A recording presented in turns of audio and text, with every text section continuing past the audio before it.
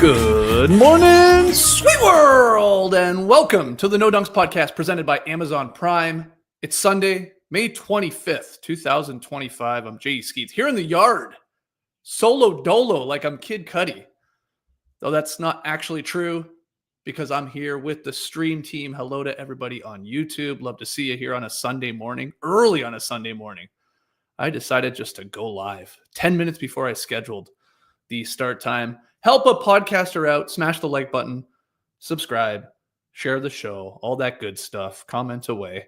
And podcast listeners, hello to you as well. Happy Sunday to you and the fam.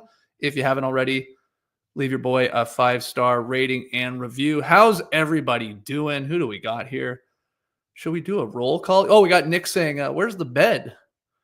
It's funny you say that. I used to have a bed in this room, the old guest room that we turned into a gym / solo podcast studio / tiny little basketball court. Yeah, no bed here. We're back to normal. Even on Friday, we were back in the Classic Factory. So we are here for a quick one today. Talk about last night's game, Wolves making things interesting, and then we can look ahead a little bit, talk a bit about Friday night's Pacers win. We got game 3 tonight in Indy. What a day in Indianapolis. Indy 500 goes right into a Pacers-Knicks game. Well, not right into it. They're not going to drive the cars. The winning car will not drive into the Gainbridge Fieldhouse, but you know what I mean. Busy day Sunday there in Indy. But let's start with last night's game, which was Saturday night. And like I said, things got a little interesting now because after 2 discouraging losses on the road, the Wolves ran circles around the Thunder in game 3 last night. The Wolves led by as many as 45 points in the 143-101 victory. They have a chance to even up the series on Monday, Memorial Day. That's tomorrow. This was the second most lopsided loss by a number 1 seed in NBA playoff history.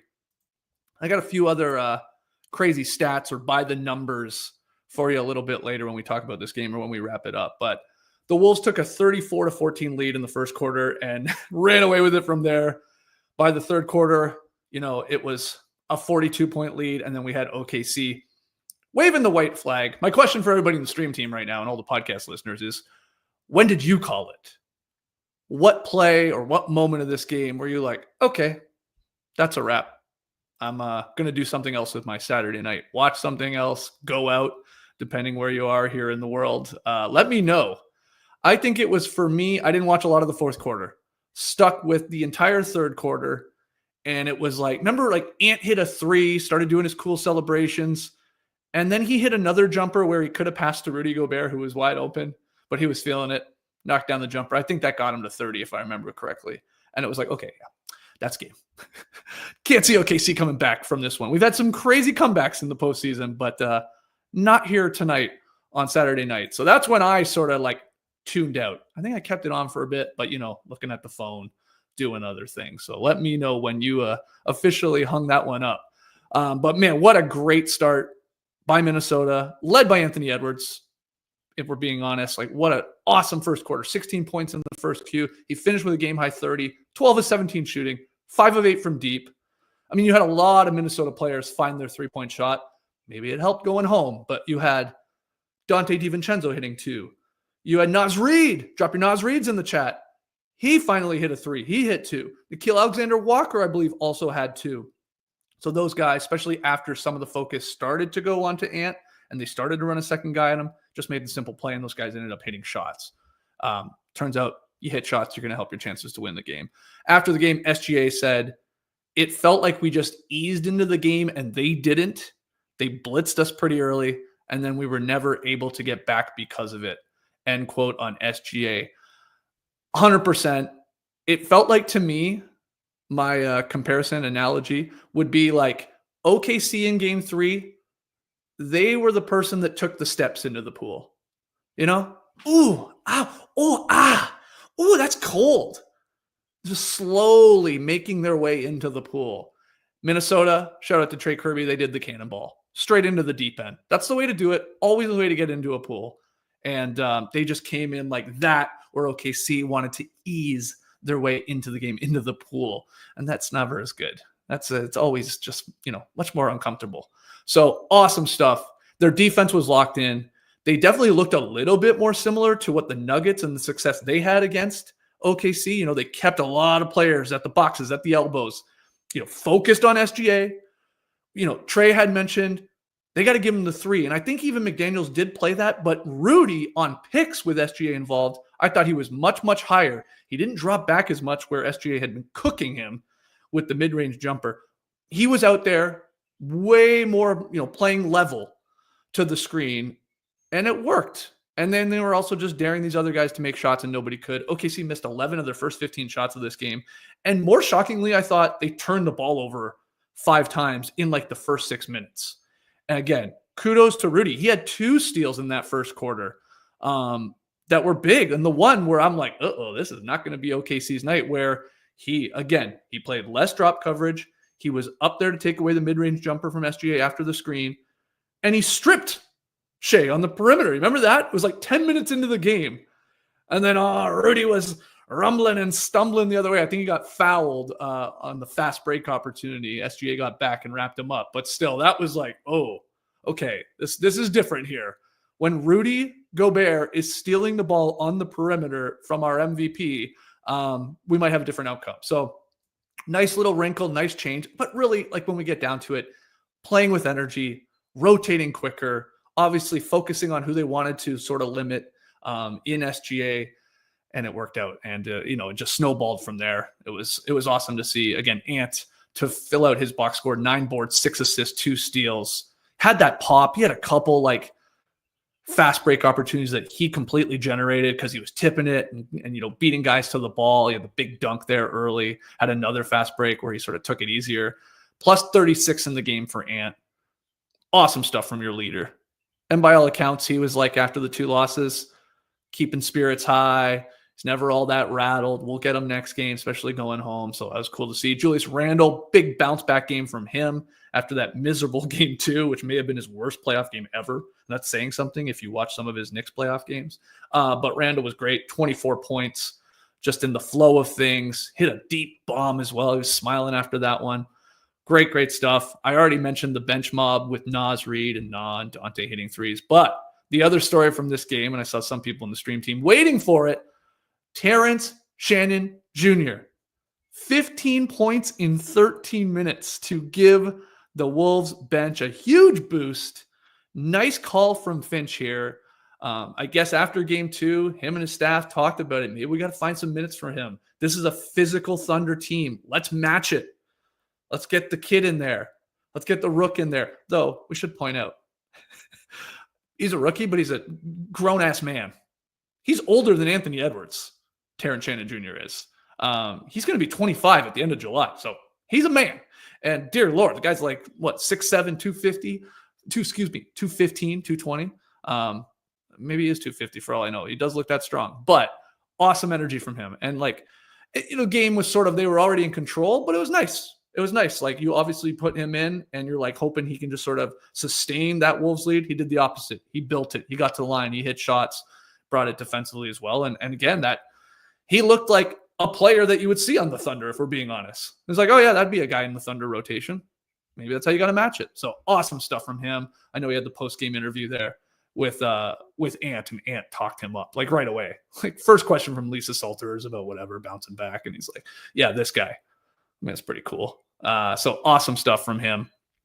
And I think you're going to see him again. I think you'll see him in stretches at least to, again, just sort of try and match the physicality of OKC. So a few crazy numbers from this one. Shout out to CBS Sports. They had a really great breakdown of all like the crazy things from this wild outcome. OKC is the first team in NBA history to record a 50-point win and a 40-point loss in the same postseason. Minnesota now owns the 4th largest conference finals win in NBA history, 42 points last night. Only been a handful of other conference finals games that ended, with a bigger difference. This one's fun. Shai Gilgeous-Alexander, we talked about how, they changed up the defense a little bit on how they played him. He had 14 points. It's his lowest scoring output in a conference finals loss. is the lowest scoring output in a conference finals loss for a player who won the MVP that season since Giannis. Giannis was held to 12 points by my Toronto Raptors in the 2019 Eastern Conference Finals when they did an incredible job on making the wall on Giannis with, Kawhi and Serge and Siakam and Marc Gasol and that awesome defensive Raptors team. So I thought that was interesting. Again, an MVP that particular season in a conference finals to hold him to 14 points. Amazing work. And okay, some of these shots that SGA got, he was hitting in games 1 and 2. Yep. But definitely more focus on him and taking away what he wanted. And there wasn't a lot of stepping into those nice, pretty little mid-range jumpers that he operates with. So it wasn't a lot of looks like those. So that's it. I got on that game. I mean, it was a blowout. It sort of becomes like the series becomes on Monday night, right? It's either going to be a 3-1 Thunder lead or it's going to be a 2-2 series. This is great for us NBA fans. I was starting to get a little worried that we're like, are we going to have like two? Is it potentially have 2 sweeps here in the conference finals on our hands, or at least in 5? Maybe we get some series here. Give us some more basketball. Because I don't think, correct me if I'm wrong in the stream team, maybe they do. Will they ever bump up the start of game 1 of the NBA Finals when both series end super quick? They generally don't, right? They got all these hotels booked and all this media traveling from all over the world. They'd like to keep it, whenever it is scheduled, game 1. I don't have it off the top of my head here. Maybe they bumped it up once before, a couple games, because it was like such a big gap. But anyway, point is, maybe we don't have to worry about that. Maybe we got some series here. And I can't wait to see what happens on Monday, because maybe that'll be the most entertaining game so far of this one.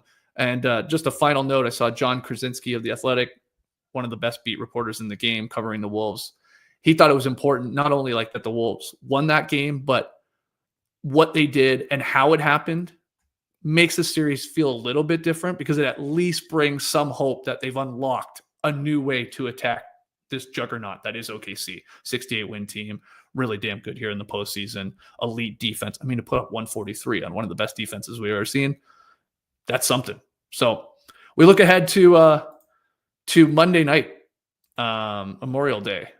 Can't wait. Will we get a new Memorial Day miracle or something like that?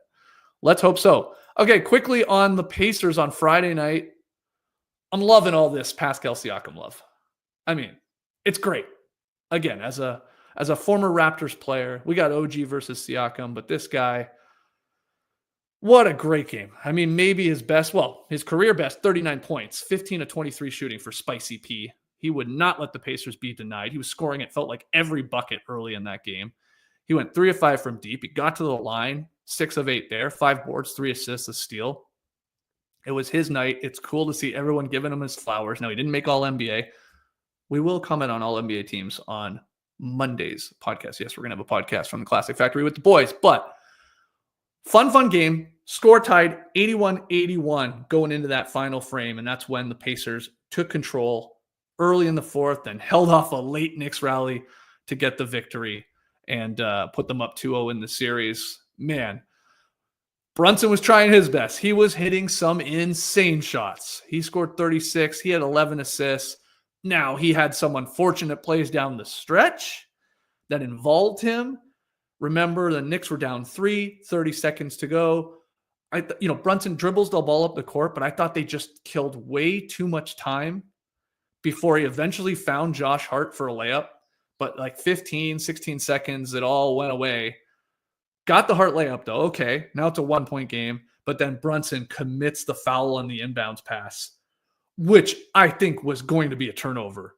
I mean, if Brunson had not grabbed a handful of Nesmith jersey, that thing was going out of bounds. I don't think Aaron Nesmith was getting to it. It was a bad pass. That would have been Knicks ball, down 1, obviously in a half-court set there with like whatever it was. But instead, Nesmith drills 2 free throws. He makes it a 3-point game. And then Brunson, now he has to. Now he sort of has to look for the 3-pointer that he's got to sort of force up. I think he was worried about them wrapping him up, playing the fouling game. And so he was like, he saw it. He had a little opening, but he clanked that deep 3 that would have tied the game up. So again, he was awesome, though. Awesome. Like, they're not even in this thing if Brunson isn't hitting those shots that he was. Just the footwork. Reggie was going nuts, rightfully so, about look at the footwork from this guy as he just kept, obviously. And then it was cool because then they had to start playing him for all those sort of like crazy fadeaway jumpers that he hits. And then he could get him on a pump fake and go up and under. He did that a couple times. So great game from him. But the Pacers are just too much. They're just too goddamn much. I think it was Worldwide Wob who does a great job. Obviously, he loves his Knicks. He jumps online and always does his little recap. He compared the Pacers-Knicks series and specifically Indiana to like a boxing match and how they are the type of fighter the Pacers are that, they don't ever go for the knockout. So it's just rack up points from the scoreboard on the scorecard, excuse me. It's just jabs here, set up here, a couple body shots here, but nothing crazy. Never going for the huge uppercut, never going for the huge hook. Just rack up points from the scorecard. And to the point where then you get into the later rounds and it's like the opposition, the Knicks in this case, they're like, their corner's telling them, hey man, we're down. We're down here in this match. Like we got to go for the haymaker here. We're not going to win because there's only a couple rounds left. Man, I thought that was good because it's how they play. Just the waves of guys, how they continue to run at you. And so far they've had the Knicks sort of playing their type of game here. But fun game, fun series, huge win. And we have seen the Pacers find the Knicks' weaknesses over and over and continually attacking them. I thought a couple of them that jumped out to me. Siakam in this game, anytime Josh Hart's on him, good night. He is too big. He's too quick. And that's been a problem. I thought he's had his way with him. Obviously, Jalen Brunson and Karl Anthony Towns on defense. We all expected it. We all wondered how they were going to deal with it. And when they are both out there, it is very difficult for the Knicks to get a stop because Carlisle and the Pacers wisely just get them both into action. And you can maybe live with the one of them, but when both are involved in it, it's tough. And then even Mitchell Robinson, his piss poor foul shooting, I thought Carlisle picked the perfect time to employ the hack and Mitch. He just he's picking his spots with it, and it deflates the crowd and takes them out of their rhythm that they maybe had going. So he's just pushing all the right buttons. Rick Carlisle's coaching his ass off right now, especially in comparison to Tibbs and some of the decisions he's making. But big talking point from this game is what will they do in game 3? Will the Knicks start Mitchell Robinson? Because, in the fourth quarter, we saw a lot of Cat on the bench. And look, the starting lineup, if you watched our preview for this series, that was one of my talking points is can the Knicks starting lineup just keep up with the Pacers? Because the Knicks starting lineup has been sort of bad for a long time now, haven't even been great in the postseason, and the Pacers are amazing. And they haven't been able to. They've been outplayed the entire series from these starters. And in the fourth quarter of game 2, Tibbs decided, make that change. Towns did leave with 9 minutes to go. He didn't come back till 2:25. When the Knicks were now going for the haymaker, right? Now it's we got to win here in the final round.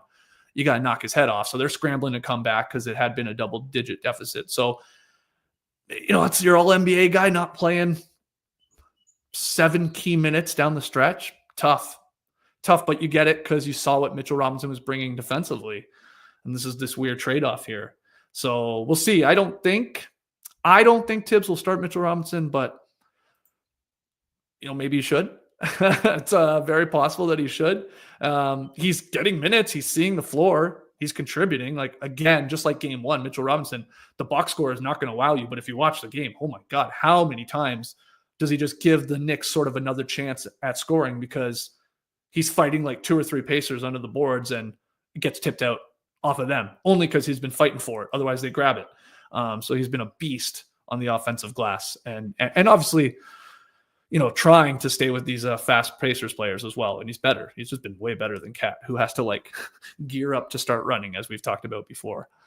Shu had a crazy stat about that idea of the Knicks not being able to keep up with them. Through 2 games, the Pacers have scored 126.6 points per 100 possessions, which would be the second best mark for any team in the conference finals or finals in the 29 years we have play-by-play data. They cannot stop them right now. And they are going to need to figure that out in Indianapolis tonight and slow this team, or this one's going to be over in a hurry. One thing for the Knicks, going for them. They've been good on the road, just like Indiana was. Pacers have won 6 straight on the road in the playoffs. They're now 2 away from the NBA Finals. First time they'd be there in 25 years. But the Knicks have also been a very good road team. That was something else we talked about heading into this series with our preview. We actually nailed a couple of these talking points. So I don't know. I don't know what to expect here tonight. I'm not sure. If you saw our bed podcasts after they blew the 14-point lead in 170 seconds in game 1, I didn't think they were winning in overtime. And after they lost, I don't think they're winning the series. And I had the Knicks in 7. But I'm also not dumb enough to go, that's a wasted opportunity. And this team is too good. And I don't see the Knicks winning 4 or 5. So can they give us at least a series? Some excitement, just like the Wolves did. Now I know it's flipped because the Wolves were at home and you got your role players playing differently. But let's hope so. At least hope for an entertaining game. But man, Pacers are just rolling, and Carlisle again. Just every guy feels like comes in, contributes right now. Be it, and he's actually taking guys out of the rotation that he's maybe lost some trust in or is struggling, like Mathurin reduced minutes. I think even Thomas Bryant. Hell, we saw Tony Bradley playing in this game for the Pacers. But going to Shepherd, obviously McConnell, good game too. They're clicking. They are clicking. And even in a game where Halliburton didn't have to do a whole bunch. I thought he had some big shots, but for the most part, was a pretty quiet game. So we will see. That is tonight. I'll leave you there. We'll make it a quickie, like I said, 20, 25 minutes. A few other notes before we go. Got to give a shout out to my godson, Andreas. He hit his first out of the park home run yesterday, people. Bomb! Dead center. He's 10 years old. Went yard.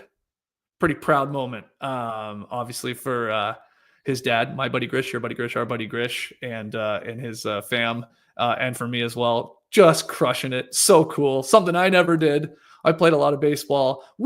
Now I will say we played on way bigger fields. You see these kids now. These parks are incredible. They're cool, sort of quote unquote miniature versions of giant ballparks. But man, still went deep.